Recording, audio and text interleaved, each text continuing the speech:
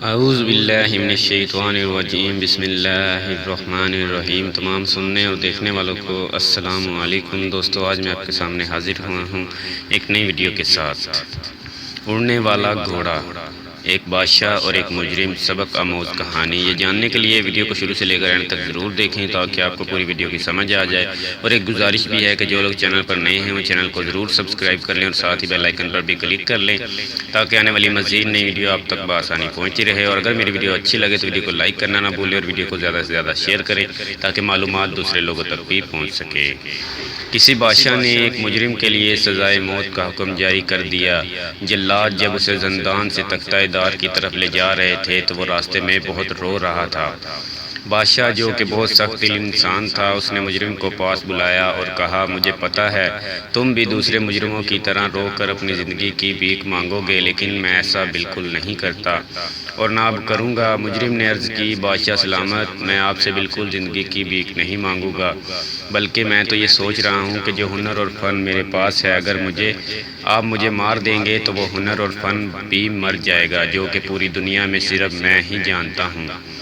مجرم نے جواب دیا، بادشاہ سلامت، میں گھوڑے کو اڑنا سکھا سکتا ہوں۔ بادشاہ مجرم کی بات سن کر چونک گیا اور پوچھا کہ تم یہ کام کتنے عرصے میں کر سکتے ہو؟ مجرم نے کہا، حضور، مجھے اس کام کے لیے 2 سال کا عرصہ درکار ہوتا ہے۔ چنانچہ بادشاہ نے شاہی وزیر کو حکم دیا کہ اس مجرم کو 2 سال کے لیے ایک گھوڑا دے دو، اور اگر اس دوران یہ گھوڑے کو اڑنا نہ سکھا سکے تو اس کی سزائے موت پر عمل کیا جائے۔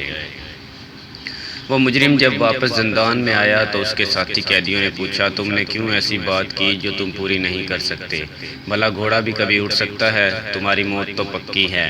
اس مجرم نے مسکراتے ہوئے کہا، بھائیو، یہ تو میں بھی جانتا ہوں کہ گھوڑا نہیں اڑ سکتا، لیکن ہو سکتا ہے ان 2 سالوں کے دوران بادشاہ مر جائے، ہو سکتا ہے میں مر جاؤں، یا پھر یہ کرشمہ بھی ہو سکتا ہے کہ گھوڑا واقعی اڑنا سیکھ جائے اور مجھے اس قید سے رہائی مل جائے۔ اور اگر یہ سب کچھ ممکن نہ ہوا تو ہو سکتا ہے اگلے 2 سال میں مجھے اس مشکل سے نکلنے کا کوئی حل سوجھ جائے۔ تو میرے عزیز دوستو، جب بھی آپ پر کوئی مشکل یا مصیبت آئے تو ہاتھ پر ہاتھ رکھنے سے بہتر ہے اور خاموش رہنے سے بہتر ہے آپ کوئی حل نکالنے کی ترکیب تلاش کرو، کیونکہ اپنی ناکامی کو اپنی تقدیر اور قسمت سمجھ کر چپ چاپ سہنے سے تو بہتر ہے ہم کوئی درمیانی راستہ نکالیں۔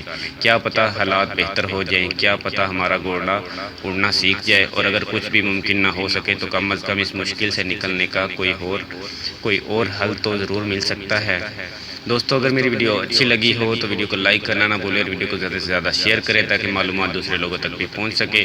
اور میری ویڈیو سے آپ کو کیا سبق حاصل ہوتا ہے مجھے کمنٹ کر کے ضرور بتائیے گا، اور جنہوں نے ابھی تک میرے چینل کو سبسکرائب نہیں کیا وہ میرے چینل کو ضرور سبسکرائب کر لیں۔ نیکسٹ ویڈیو تک کے لیے اللہ حافظ۔